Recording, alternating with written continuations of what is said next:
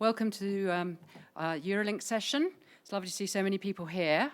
So Urolink, well, people say, can they join Urolink? But Urolink is just a group of us who are passionate about working and helping in low and middle income countries. Over the last couple of years, we've made a decision we would focus our efforts on a couple of or a few centres, but we really know that there are lots of other people out there doing amazing work in low and middle income countries who may be linked with Urolink or may be completely separate. And I don't know if any of you heard James speak yesterday, but it was inspiring. So Urolink isn't, you don't have to be part of Urolink to go and work abroad, and I know lots of people are working abroad and doing lots of great things without it, as I say, you'll see today. So I'm just going to spend about 2 minutes before we start, before our speakers, going over what we've been doing over the last year. First of all, I have to thank BAUS, and in particular Tricia Hagen. The support we get from them is absolutely amazing. Thank you so much. They give their time generously and freely, and financially we're very well supported by BAUS in everything we do. So we have three projects running. So this is Hawassa in Ethiopia, where I was lucky enough to go last year. I felt like I was putting my holiday snaps up, so I apologise, but Ethiopia is absolutely beautiful. So this centre is supported very generously by the BJUI, who have been supporting it for quite some time. It serves a population of 17 million in the part of Ethiopia it's in, and till this year had one person doing urology there who is just inspiring with his enthusiasm. He's 66 years old, but the thing I think that's really exciting is he's just been joined by a young, fully trained urologist, and if they support them in their training, they have to go back and work there for 7 years. So he is committed to being in the centre for 7 years, and he's a very lovely young man. So I think Hawassa is really exciting, right for development of TURP, and they've been supported by Graham and others going out, and I think it'll just go on getting better there, actually. So I think that was really exciting. The second centre is Lusaka in Zambia. So a much different environment in that it's a much smaller the whole population is only 11 million. UHT, where we go, is the largest hospital in Zambia. It's got a much bigger, it's ahead of Hawassa in lots of ways. They're now doing TURP. We just need to get it more embedded and more sustainable. And we've started working with them to manage urethral strictures. So again, going really well, and supported by an incredibly generous grant from the Urology Foundation. Our kind of centre that we've been supported and been involved with for many years, that is well ahead of the game, is KCMC in Moshi in Tanzania. I think people have been going out from Urolink, and BAUS actually supported the building of the urology unit out there with about £20,000 many years ago. And they are probably where you would be when you say we're almost maybe at the point where we need to not go on going out there, because we've got where to the point where they are now teaching TURPs to other Tanzanians. So they don't really need us for that anymore. They would like, they're excellent open surgeons, and so apart from help with teaching, and like this year they've got 8 trainees in their first year, so apart from help with that, and that they would like to develop endoscopic stone surgery, they're doing well. So the other aim that we decided to focus on was trying to get more involved with the College of Surgeons of East Central and South Africa. And myself and Shekhar went to their meeting. We made lots of contacts, and what we have done is joined to support them in their exam. So we've helped with questions so far, and they've asked for help with examiners to go out. And so later in the year, they're having their exam in Mozambique, I think. And so some people will go out and help with that. But as I say, I think there's opportunities for other centres to be supported now that these are working well, but also as I say, lots of people doing work in other centres that not outside Urolink. So. Thank you, Susie. In 2008, I was sleeping quietly in a back corner of BAUS in Harrogate, and Suren de Silva, who's in the front there, if you just raise your hand up, Suren, who's a previous wonderful registrar with us at Eastbourne, came and woke me up and said, "Would you like to come to Sri Lanka?" Well, would I hell? And about 8 weeks later, I was there, and that started my journey. I met with his colleague and friend, Srinath Chandrasekhara, and was actively involved in mentoring. And then in 2012, we started the first of our courses. So it was, for me, a wonderful journey. So it's with great pleasure that I'm now going to introduce Srinath Chandrasekhara to come and talk. He is the professor of surgery at the Sri Jayewardenepura University and at the South Colombo Hospital, where he's a consultant urologist. And he is, as you'll learn, a formidable surgeon in stone surgery. Srinath.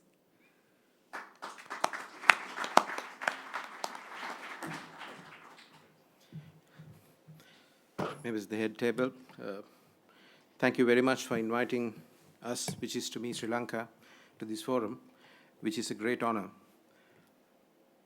I sincerely hope that our experience in developing endoscopic stone surgery in Sri Lanka, which Graham mentored, would in some way assist Urolink to set up programs elsewhere in Africa and hopefully the rest of the developing world. I've got a lot to say, so I'm going to sort of run fast through some of the slides. This is where I come from. This is Sri Lanka, and I'm actually from Kandy, and this is a picture of the central lake in Kandy, although I currently work in the capital city, Colombo. Those of you who are not very familiar with Sri Lanka, it's a Commonwealth country, and that's the little island south of India. And the map you see here is not of Asia, but that's the Afro-Asian stone belt. And you'd see that South Asia is absolutely superimposed on this map. So stone disease is not only a urological priority for us, it's a national priority.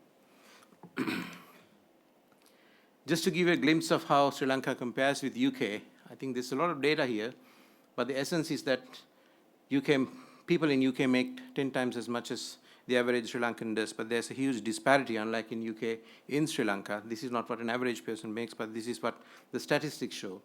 And possibly deriving from this, UK possibly spends 30 times more on each of its patients than Sri Lanka does. And just a few years ago, we were truly 1 in a million to be a urologist. So that's how we looked like just a few years ago, and I think most of these statistics haven't changed since. As a Commonwealth country, we are very similar in our health system to that of the UK, and we have an NHS, or a Department of Health, which is almost the same as the NHS, where the private sector runs parallelly with it. And the consultants and the doctors who work in the NHS are allowed to work between the two sectors, of course, in different timetables. That's one of the colonial hospital buildings in Colombo, the premier hospital. This is where I work at Colombo South. That's one of the new developments of the state, and this is one of the private hospitals in Sri Lanka, just to give you perspective. I now take you back to 2005, when Suren and I returned to Sri Lanka after having completed 3 years of training, and amongst many other years of training in Sri Lanka as urologists. And this is what urological services looked like. The north of the country was war-torn. South was also affected by the war, and there were only a few urological centers, of which only one, which is the National Hospital, close to the hospital that I worked in, had PCNL, which was offered in a very limited case, in a very limited scale, where only a few cases would be done every month, if not every couple of months. As you've learned, stone disease has been and always will be a priority for us. And all what I say has been done together with Suren, as Graham said. We felt that it was our priority to develop endoscopic stone surgery, which the patients would benefit from so greatly. Having embarked upon starting a PCNL program, we had 3 problems to overcome, or 3 priorities. One was to obtain the technology, which the state couldn't afford at that time. None of us are fully trained to be independent endourologists of the upper tract. And no matter how good we were, we had to deliver our service. And that is to say that we couldn't just do one case for a list. We had to do the number of cases that were at that time being done in the open route very quickly, perhaps taking just less than 1 hour for an open surgical case. So we could not make the case with the given resources and the time for us to take too long in doing endourology. So these are some of the priorities, and we had to overcome all these things. But as I said, the private sector and the state sector runs parallelly in Sri Lanka, and what was remarkable was that the private sector in Colombo had all the resources and the technology that we needed, just like in England. However, these were not being utilized because none of the staff, including surgeons, including us, were fully trained to use this equipment. However, in contrast, the state had hundreds of patients with waiting times going well ahead of 1.5 years, which is still the same. And this opened an opportunity for us to combine and start a seamless training program between the state and the private sector, where all resources could be combined. And this is when we invited Graham to come over to Sri Lanka to start on a course to train all of us and the healthcare personnel. So what we did was to recruit all staff members from the necessary hospitals, obtain the goodwill of the private sector, and use their off-peak hours to engage in training, treating patients simultaneously. And Graham came over, as you heard, Graham has been, in the initial period, he was there almost every 8 weeks, taking us through patients, taking us through difficult cases, initially with easy cases, training all of us in endourology. So it was training science frontiers. It did not matter. It was the private sector. It did not matter whether you could pay, you could not pay. Everyone was treated free. But it was remarkable that many patients who could pay something contributed towards the cause so that some of the hospital expenses, especially for equipment and consumables, could be met. And here you could see Graham, probably 7 years ago, training our staff. And these, belong to all sectors, private sector, public sector, and the entire urological fraternity in Sri Lanka was invited for these courses where they would be taken hands-on through these programs. This had all the necessary approvals and necessary precautions were taken to make sure that patient safety was not compromised. Now, these are two historic pictures as far as we are concerned. Together with Graham, just before Graham arrived, Johan Paulsen, I'm sure many of you know him as a surgeon who was practicing at King's College. He's from Denmark, and he was there just before Graham. And this is Johan having performed with us the first PCN in my hospital with the first patient. That was just before Graham arrived. But it was actually Graham who started the real program in training our staff and continuing it to the point that we've established it today. And you can see Graham in his younger days and me in my days when I was thinner or leaner. So getting started, we had to get our priorities right, and we were very sure that we were not going to get all the fancy kit that we needed. So I'm very grateful to our mentors and our teachers from the UK who shipped out various bits of equipment and kit from the UK through well-wishers. And this is once again another historic photograph for us. The resectoscope and the ureteroscope, the one and only that arrived in Sri Lanka, both for Suren, who was practicing in the north of Colombo in a teaching hospital, which was a free CAF service, and I was in the south of Colombo. And we would share this equipment. We would share these instruments, including lithoclass and so many other things. I think that possibly reflects how difficult life was for us. But you would not, you possibly cannot imagine the amount of cases we have done with these little bits of equipment to deliver good care to patients. We also adopted a rational approach in keeping with our requirements in the use of consumables. I think that's a contrast to what you might see in the UK. I'm aware that many millions worth of consumables which are deemed to be single-use are thrown away every day in the NHS. However, in a developing country, I'm sure Susie would agree with me, in a developing country, particularly in Africa, we cannot afford to do that. So we had to adopt a rational approach where some of the consumables that were sterilizable safely, without compromising patient safety, be reused. And these included guide wires, some of the stone baskets, and other accessories such as sheets that were used. And I believe this has helped us to start off. Of course, we have now overcome this problem because we have an ample supply of consumables, but I believe the situation still exists in places such as Africa, where consumables are possibly the main obstacle to establishing up-to-date stone services.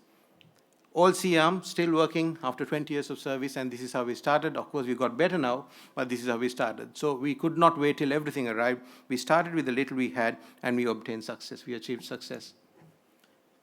Our learning experience, there's very little to say, apart from that it was very similar to other published data. However, we had strict protocols, we had strict supervision. Graham was there with us, scrubbed up, making sure we did not go wrong. And what is remarkable is that so far, and also during the initial period, we did not have any major morbidities such as visceral injuries, nephrectomies, renal loss, or deaths. We had a considerable conversion rate, but after all, these patients are going to have open surgery anyway. So we have converted 20%. This gives you a timeline as to how we equipped our setup in my hospital. We had the first ureteroscope coming from King's College London. I'm very grateful to Peter and the rest of the members of King's for having made that donation, followed by a very substantial donation from Denmark, which was initiated by Johan Paulsen. And of course, as the work built up, there was a lot of recognition within the country, and there were a lot of offers from philanthropists from within the country, and you can see some of these donations being made, and we managed to equip our centers very well, comparable to that of any center in the UK within a short period of time. This was our game changer, or when, at the turning point when one patient donated over $1 million to us to establish a stone service. So we were state-of-the-art within a very short period of time. Here you see the then health minister, the current president of the country, accepting this donation on behalf of my hospital. So this is what we looked like in a few years with a state-of-the-art stone setup, and this is a completely free healthcare system. Many of you have visited this hospital, including Roland, who's here right in the front, and many of the delegates who joined us later on during these stone courses. So we were well equipped within a short period of time. But this was entirely through philanthropic donations, and none of this equipment was bought through the government funds. So we got there little by little, and we were maintaining all safety measures. But I'm very pleased to know that thanks to the guidance of our mentors, particularly that of Graham, we got good at this operation very fast. And you can see some of the complex cases we have had to perform. And as time went by, our numbers changed. I'd like to spend a moment with you explaining these graphs to you. What is in red was ureteral lithotomy, and that's where we started. That was pyelonephrolithotomy, and you can see very soon, and this is when we obtained our initial kit, Johan's kit, which was substantially much more, and somewhere around 2010, we got the comprehensive kit, and you can see how the graphs have changed, and open surgery was dead. And you can see PCNL, how it has gone up in numbers, and this is last year, and this is where we are going to be this year, possibly even overshooting the estimated target. Similar with ureteroscopy, and I must say that this does not include flexible ureteroscopy, which we feel is not feasible as a primary option for stone surgery in the developing world due to its substantial expenditure and the fragility of the instrument. So we are now an exclusively endoscopic stone center. I have not performed a single open case despite a massive caseload for the last 3 or 4 years, and now have my trainees. And all my trainees are now fairly competent in performing an independent PCNL 6 months within starting their training program. So that's the caseload we have, and I'm very pleased to note that our complications also have been on the lesser end, as I will show you. So together with this, and parallel to the initiatives taken in my hospital, which are supported by Graham and many other philanthropists, Meditech Trust, in which Graham has been deeply involved, just like Urolink, supported many other centers in the country to set up several other stone centers. This included training, transfer of technology, and support with consumables, and in many other aspects. And the legacy of endoscopic surgery slowly got established in Sri Lanka. This to impress upon you the kind of cases we do. I mean, it's just the same like any other stone center in the tropics. Mostly were single tracks. Our access was mostly through the lower pole. Flexible nephroscopy was an option to avoid upper pole punctures and thereby pleural perforations. We have so far, despite almost 1,500 cases done within a short period of time, we have not had a single pleural perforation. It's a statistic almost impossible to believe, but that's the truth. And those of you who visited us know that this is the real scenario. Further outcomes, this is nothing different from what you'd read in the journals. It correlated with stone complexity. But what is significant is that we have now moved away from using nephrostomies. If you do a clean puncture, you don't need a nephrostomy. And nephrostomies in this year has been limited to single kidneys, those with chronic kidney disease, or in the occasional case when we are doubtful whether there are residual stones. Routinely, it has not been a requirement to place nephrostomies even in the hands of specialist registrars. So I think this has been a remarkable statistic, and I thank Graham for nudging us and pushing us that way. I'm not going to run through these complications. They are no different from what you read in the literature, but I'm very pleased that thanks to good training and caution, our complications belong to the lower end of the published spectra. Particularly, we have not had any visceral or pleural injuries of clinical significance, and so far, despite, as I said, almost 1,500 cases, we have been extremely fortunate not to have a single death. With growing experience, I believe personally for me, this has been the biggest contribution as I have been able to make to my country and in urology to start up an endourology facility for children.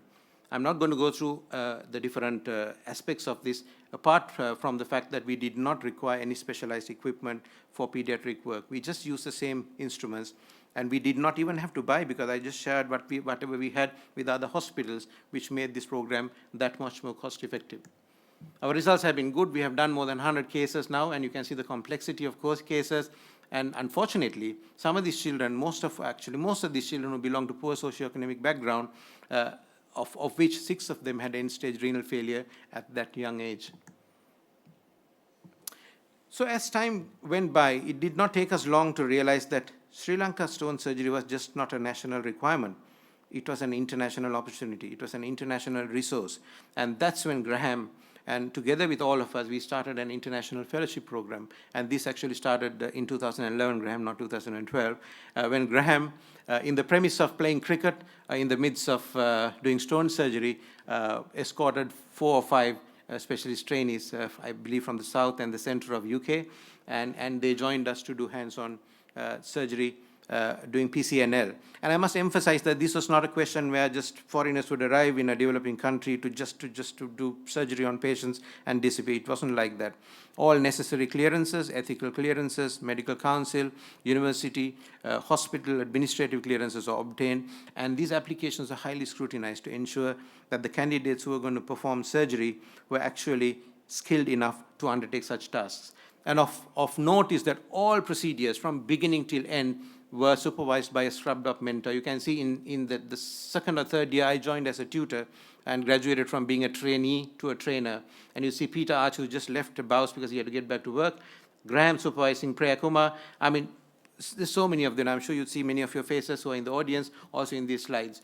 So this took off, and this was a great success, where PCNL would be not only taught, and this was done side by side with local trainees and local consulting surgeons or local consultant surgeons, so that each other's skills and knowledge would be enhanced.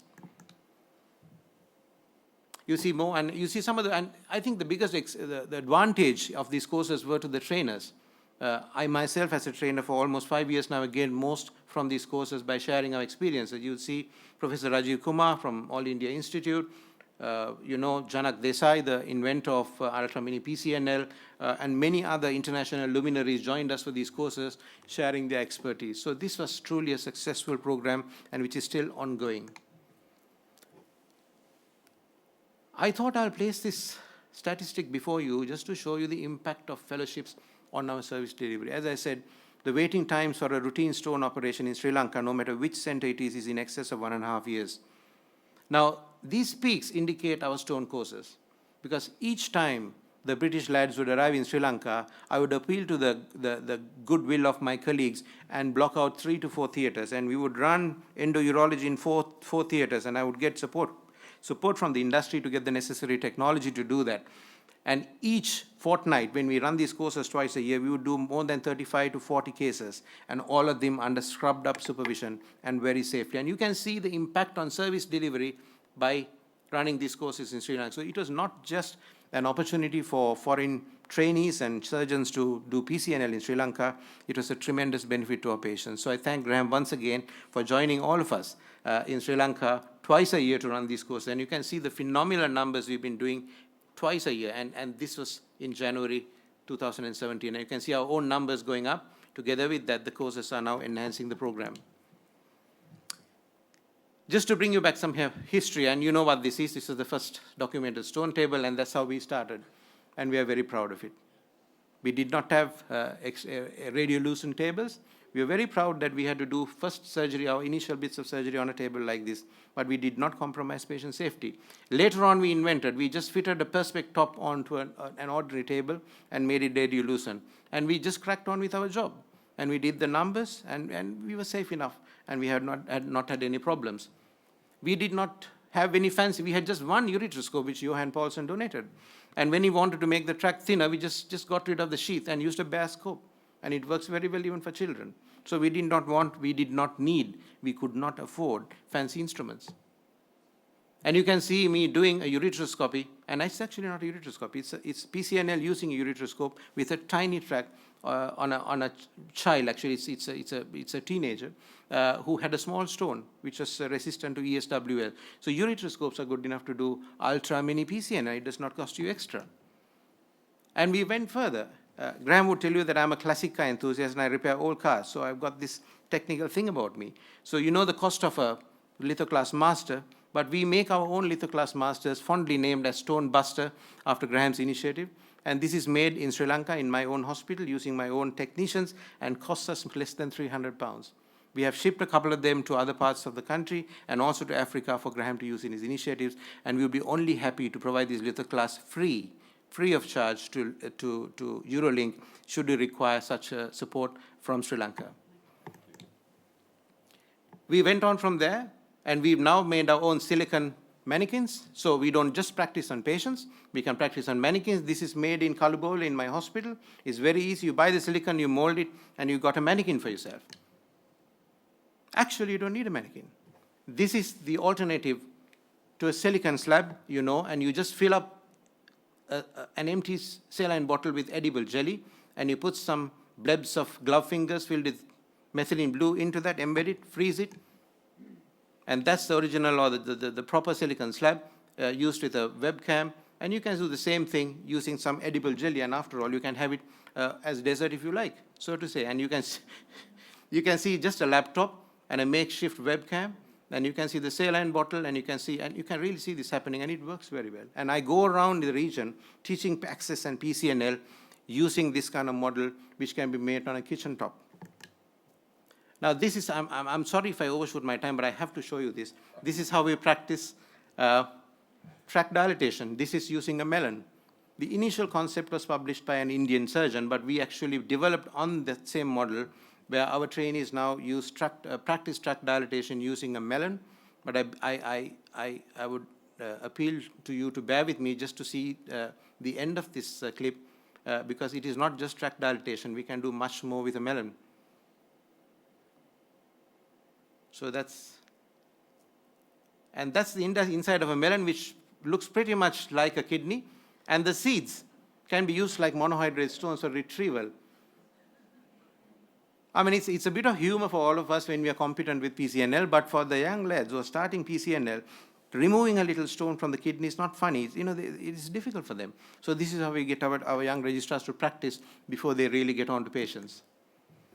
So ladies and gentlemen, this has been our model. And if you spend a minute studying this, you'd find that there have been no losers.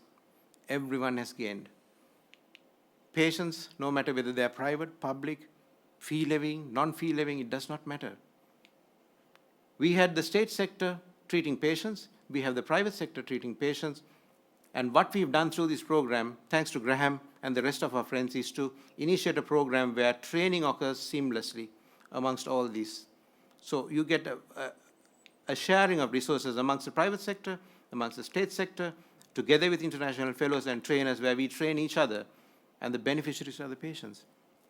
As a developing country, we have gained a lot in terms of technology transfer and resources through philanthropists who have recognized our efforts, and indeed through philanthropic donations from the UK and particularly from the Meditech Trust. And we are very grateful to you, Graham, and your trust for facilitating all our donations and the training opportunities. So just before we wind up, just to show you some photographs which we are just to reflect upon our training initiatives. I'm sure you recognize these faces. British trainee based from Egypt, Clarissa, and this is a trainer. We have African delegates joining the course to train. This is from the Gambia. This is from Zimbabwe, who all of them who accompany Graham to join us in Colombo to learn PCNL. And the scrutiny process, and Zhang Yi from China, who comes there to teach. And it's a big family. Everyone wins. No one loses, particularly the patients. And each time we finish a course, 30, 40 patients have been treated, and they have been treated very well.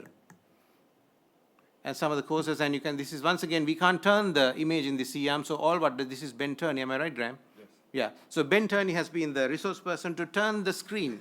We can't turn the image, we can't rotate the image. So what he does is he dislodges the TV and then turns the screen when we want to turn the image. So it's been a lot of fun. I can see Paul Jones there, I think he's there somewhere in the audience. And of course, it's not been just work, it's been good fun as well. So in conclusion, ladies and gentlemen, we have been able to demonstrate that persistence wins, and we have been very persistent in trying to establish our stone service in Sri Lanka. It was not enough or not adequate for us to be persistent. We had to be consistent with our efforts, and we have ensured that consistency enabled sustainability of such programs. We have learned a lot of lessons down the line from the region and from our system, and we have also realized that developing nations should strategize taking into consideration their own resources. We cannot possibly do all what you guys do. We don't have the resources to do it, but that does not mean that we cannot or we shouldn't perform stone surgery. We have to prioritize in our own manner to get our system going. But we did not at any point compromise patient safety, and our statistics and our data reflect that. Team effort ensured greater success, and collaboration both locally as well as internationally has benefited all. Most of all, ladies and gentlemen, we believe that our challenges were the opportunities in disguise. Thank you very much.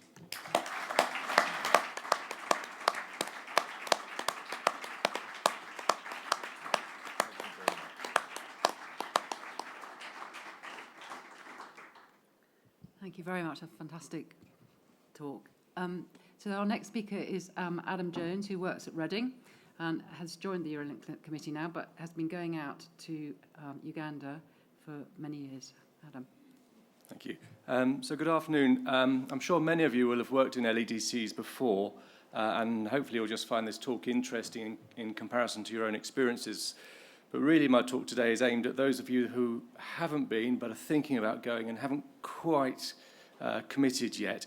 And what I'd like to try and do is to inspire you to take the plunge. Obviously the aim of these trips is to treat patients, train the local people, but undoubtedly what I get out of it is far greater than what I put in, and it's a chance to reinvigorate yourself, and it's, I think, one of the best working weeks of the year. So I'm going to give you a rapid run through the TURP camp I do. My day job is at the Royal Berkshire Hospital in Reading, but in Uganda I work at a place called Kasisi Hospital. Kasisi Hospital is in the very southwest of Uganda. It's about a 7-hour drive from Kampala across the equator, or more recently we've actually flown to Kigali in Rwanda, which, because of its history, I think I felt a bit uneasy about the first time, but they've gone for a truth and reconciliation type of process in Rwanda, and there's lots of memorials to the genocide, including the main one in Kigali, where there's 250,000 people buried beneath your feet. And I think because of the UN's sort of probable failure at the time, the UN's poured masses of money into Rwanda, and the infrastructure now is really very good, and particularly the roads. But this is the road out of Kibale, which is the nearest town to Kasisi. So Kasisi Hospital serves a local population around a radius of about 40 or 50 miles, and its origins started from the Second World War, when the colonial government set up a flax factory using Italian prisoners of war to build it. And it was built on that site because of this waterfall and a local river, and they had a very small hydroelectric power generator to provide electricity. And then in the 1960s, the flax factory sort of fell into disrepair, and it was converted into a hospital. But it's this small HEP generator, which has really been critical to the success of the hospital. I think there's always been quite a lot of local and European involvement in the hospital, and it's now got wards that we would all recognise. But in recent years, the hospital's really become the very epicentre of the local community. They've rolled out the HEP electricity to local villages. They've set up a school of nursing. They've got their own primary school. And since HIV, they run a sponsor and orphan program where orphans of HIV patients are supported through their education, and they've now had children that have gone through university and got university degrees. So I'd just like to show you the hospital, the operating we do, and then how we set up the camp, the prerequisites and the difficulties. So this is the original flax factory building, and the main surgical wards are to the left and right of that. This is waiting in outpatients, and this is the relatives waiting room. And this is male surgical, and you can see here the irrigation for some of the patients we've done. This is annex of the surgical ward. And in terms of drugs and equipment, this is the drug trolley, and the basic medications that we might use are available. And then this is the theatre storeroom. So as for the operating, some is done under general anaesthetic using ketamine, but the majority is done under spinal. And the anaesthetists are actually clinical officers, which is really a non-medical person who's been trained up to do a specified range of procedures. And this is a chap called Gershon, and for spinals, these guys are absolutely brilliant. Irrigation for our TURPs is with distilled water, and this is made in a little machine the hospital has, which produces it drip by drip, really. And before the last camp, they produced 120 of these 20-litre jerry cans in advance of the camp, which was an amazing degree of organisation. We've had the odd sort of TURP syndrome, but generally the TURPs, I'd say, are smaller than what we might do in the UK because of the lack of medical treatment. So it's not been that much of an issue. Sterilisation is with glutaraldehyde, and this is one of the biggest advances we've had. We managed to get hold of a small video monitor screen, and that's made the teaching so much easier. That stays in Kasisi now, but prior to this, we were just doing it naked eye down the scope, which was tricky. Post-operative irrigation comes from a variety of homemade buckets and containers, but the relatives, the nurses look after it, but primarily the relatives look after the irrigation, and they're obsessed with making sure these buckets never run out. And it's always a bit of a battle because we don't want them to use up all our jerry cans, and they're constantly topping it up. But I don't think we've hardly ever had a case where the catheter's clotted off because someone's forgotten about the irrigation.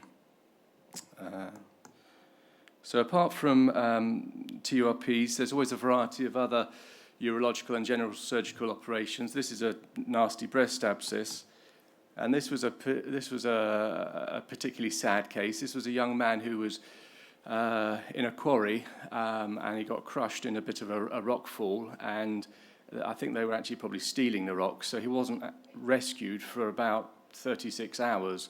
And when he came in, he clearly, his legs were swollen and hard. He clearly was going to develop rhabdomyolysis, and I think in the UK he would have gone to ITU and been dialysed, and that's just not feasible over there. So the local surgeon, we discussed whether we should do bilateral amputations, and his feeling was that that was just too big a disability to impose on this guy, and we'd do what we could, and he'd just have to take his chances. So we did fasciotomies on him to see if that could help a little bit, but it didn't, and he died.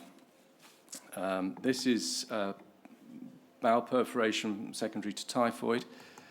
And this is a young child with posterior valves, and that sort of raises one of the issues that I'll discuss in a minute.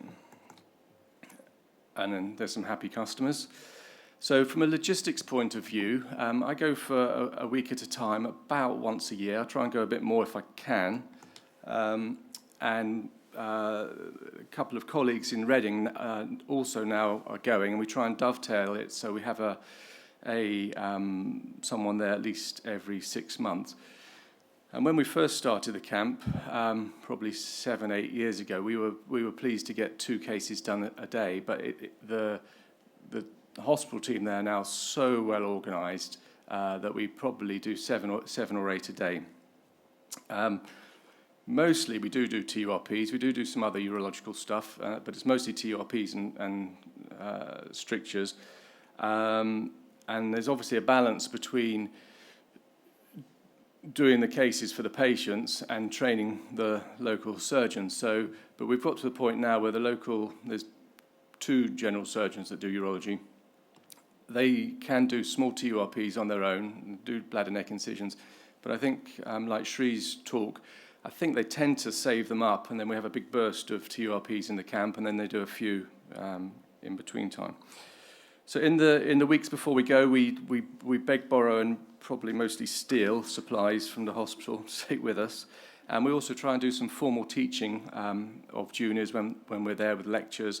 And we try and encourage systems like WHO checklist and audit. And I think that's one area that Urolink's also keen to promote, as well as doing the surgery. So we try and get the whole package. I think if you do get the opportunity to do something like this, and certainly if you starting from a place fresh that's not done it before, there are a few prerequisites. So you need to have a willing and capable management in the hospital. So our TURP camps are now advertised on the local radio. Most of the patients have already been lined up before we arrive. The jerry can example is an example of the sort of buy-in that the hospital has. I think there has to be a relatively stable workforce, and interestingly, with the Sri Lanka talk, the surgeons in Kisisi, they do the same thing there. They fund their training on the understanding that they commit 7 years to the hospital. So it's with some degree of stability. It's worth training these guys up. Facilities are obviously a bit basic, but I think you do need some degree of electricity reliability. And then you also need to have some, at least rudimentary equipment that you can at least improvise. So in terms of difficulties, I think one of the things that I do find interesting in my mind is where to accept things that in the UK we would think this is completely unacceptable. So, sterility, informed consent are an example. And, then you have cases like the small child with posterior valves that I would never do in the UK. But for some of these people, they're unbelievably poor, and they'll never get to Kampala. So you then have the dilemma, well, should you do your best? Are you able to do this, or not do it at all? And I'm not sure what the right answer to that is. From a UK point of view, I normally take a few days as annual leave, and then try and take a few days as study leave or professional leave, and then just try and keep my head under the radar as much as possible. Costs, Urolink have supported me on a few occasions, but flights are generally about £800, and the rest of the costs in country are usually pretty minimal. I've gone on my own sometimes, and that's fantastic, because it's the only time in your adult life where you have no responsibility to anyone else. And I've also gone with juniors, and that's been good. And I think you do need to get the most out of it. You do need to be prepared to make at least a medium-term commitment, because it took us 3 or 4 camps really before things started running relatively smoothly. But also over that time, you then get to know the people in the hospital and establish those relationships. And obviously in sub-Saharan Africa, you've got to watch out for HIV. So as well as the work being really rewarding and being a fantastic break away from management and mandatory training and all that sort of rubbish, there's some really good experiences. So these are the roundhouses where they put us up, where we stay, and the block in the back is the theatre block. This is a small guest house they have, so there's usually some medical students there or some overseas visitors. Even if they're not doctors, they might be working with the HEP plant. So that's always interesting to meet people. This is Gabriel, the main surgeon, and this is his replacement, Robert, with his family, and a couple of the juniors I took with me. And if you can tag 1 or 2 days on to the end of your trip as holiday, there's some beautiful things to see. So this is Lake Bunyoni, which is a local beauty spot. This is looking out over Virunga National Park in Congo. This is Bwindi National Park, which is about 4 hours from Kasisi. It's got one of the biggest populations of mountain gorillas. This is in Queen Elizabeth National Park. And this is the view from my office door in Reading. And this is the view from my office door in Kasisi. So if you're hesitant but thinking about it, I just say do it, because it's just a brilliant experience. Thank you.